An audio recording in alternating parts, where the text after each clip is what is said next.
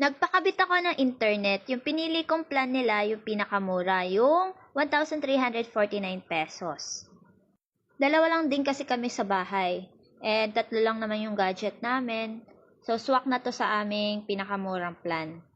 Yung napili kong plan, meron tong 200 Mbps. Yun yung pinaka-maximum speed.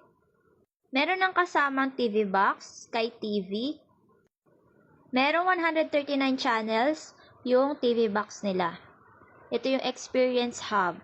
Meron din silang tig 1,599 pesos yung 400 Mbps and 2,599 pesos yung 800 Mbps.